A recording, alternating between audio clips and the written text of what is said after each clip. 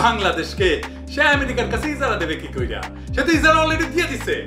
পিনাকি ভট্টাচার্য, যিনি সাবেক শেখ হাসিনা সরকার এবং মিডিয়ার বেশ আলোচনা সমালোচনা করার জন্য বেশ জনপ্রিয় হয়ে উঠেছেন। পিনাকি ভট্টাচার্য মানেই চমকপ্রদ সব কন্টেন্ট। স্রোতের বিপরীতে চলা পিনাকি ভট্টাচার্য সম্পর্কে অনেকে জানেন না। চলুন জেনে নেই পিনাকি ভট্টাচার্যের উত্থান সম্পর্কে। এরশাদ ছিল ইন্ডিয়ার একটা মাল, তবে হাসিনার মতো অত বড় মাল না আর কি, ছোট মাল আর কি, কম বাজেটের মাল। পিনাকি ভট্টাচার্য একজন ব্লগার ও অনলাইন অ্যাক্টিভিস্ট এবং চিকিৎসক। তার জন্ম 1967 সালে। তিনি বগুড়া জেলা স্কুলের প্রাক্তন শিক্ষক এবং সাংস্কৃতিক ব্যক্তিত্ব শ্যামল ভট্টাচার্যের বড় ছেলে। চিকিৎসাবিদ্যায় পড়াশোনা করলেও বর্তমানে তিনি এ পেশায় যুক্ত নন। তিনি ফ্রান্সে রাজনৈতিক আশ্রয়ে আছেন এবং সেখানে পিএইচডি করছেন। পিনাকি ভট্টাচার্য প্যারিসে বসবাসরত একজন বাংলাদেশি ব্লগার এবং সোশ্যাল অ্যাক্টিভিস্ট হিসেবেও অধিক পরিচিত এবং সমাদৃত।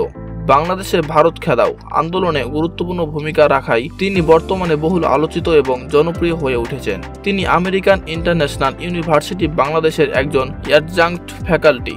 সেখানে তিনি এনভায়রনমেন্টাল টক্সিকোলজিতে পড়াতেন। পিনাকি একসময় বাম রাজনীতির সাথে জড়িত ছিলেন।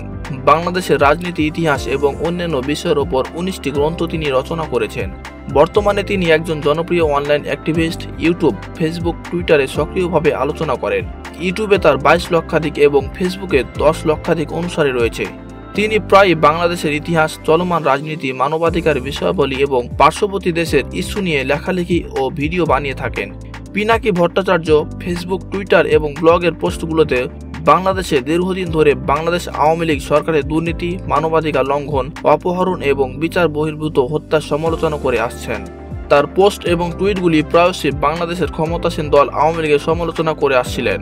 অতি সম্প্রতি তিনি অনলাইনে প্রাণনাশের হুমকির সম্মুখীন হয়েছেন একাধিকবার। নিরাপদ সড়কের দাবিতে শিক্ষার্থীদের আন্দোলন, সামরিক গোয়েন্দা কর্মকর্তারা পিনাকিকে ঢাকায় তাদের সদর দপ্তরে ডেকে পাঠায়। কিন্তু কেন তাকে ডেকে পাঠানো হয়েছিল সে বিষয়ে বিস্তারিত তারা কিছু বলেননি। নজির রয়েছে, সামরিক গোয়েন্দা কর্মকর্তারা বিরুদ্ধ মতো পোষণকারীদের দপ্তরে যাদের ডেকে পাঠায় তারা সামরিক গোয়েন্দাদের সাথে দেখা করার পর তাদের অনেকে আর খুঁজে পাওয়া যায় না। পরিস্থিতি বিবেচনায় গোয়েন্দা কর্মকর্তাদের সাথে দেখা না করতে গিয়ে আত্মগোপনে চলে যান পিনাকি।